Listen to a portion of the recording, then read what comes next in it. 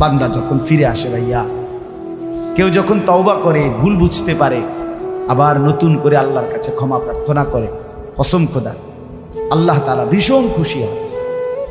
হাদিসে আছে আল্লাহর কোনো বান্দা যখন তওবা করে, আল্লাহ তখন ফেরেশতাদেরকে বলে, আমার ফেরেশতারা 7 আসমান আর জান্নাত সাজিয়ে দাও।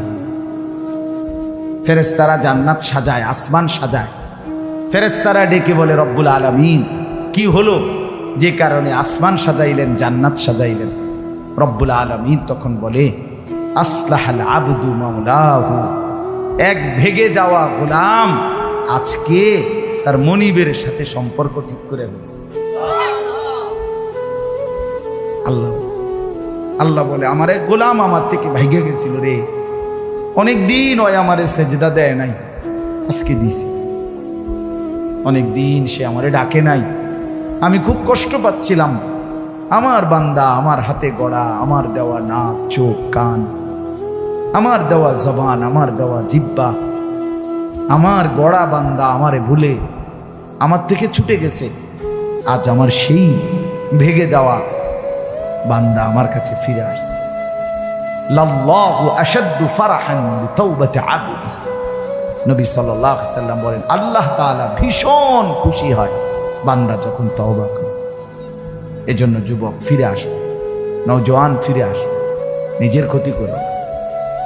আমি প্রত্যেক দিন বলি ভাইয়া, তুমি মরে গেলে হ্যাঁ পৃথিবীর কিচ্ছু আসবে, এই বন্ধুরা ধোকা ধোকা।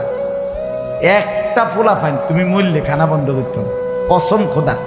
তুমি লিখ কেন, তোমার একটা ফ্রেন্ড এক লগে যদি বইয়ে বইয়ে বিড়ি খায়, তোমার লগে গাঞ্জা খায়, ফুটটা খায়, বাবা খায়, মদখোর, গাঁজাখোর, একসাথে বইয়া উলঙ্গ ছবি দেখো, ওই জানোয়াররে জিজ্ঞেস করো বলে, আমি মরলে আমার ঠ্যাংটা ভাঙলে তুই এক বেলা খানা বন্ধ রাখবি।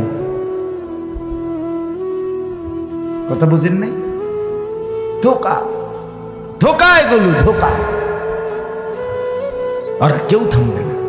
আরে আপন বাপ মরলে যেই সন্তানরা দিনের বেলা দাফন কাফন করছে, তারা কি সেই সন্তানরা, আপন সন্তানরা রাতের বেলা ভাত খায় না?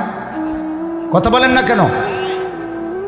পাশের ঘর থেকে খানা রান্দাইয়ে আরো বেশি খায়, আরো একটু গোস্ত লাও, যেই কান্দাটা তুমি কাঁদছো আজগা। কি ভাইয়া? তাইলে তাহলে আপন বাপ, তারপরেও তো সন্তান খানা খায়, তোমার লেগে কাঁদবে কে? এর জন্য পৃথিবী আমাদের কারো জন্য থামবে না ভাইয়া, থামবে না।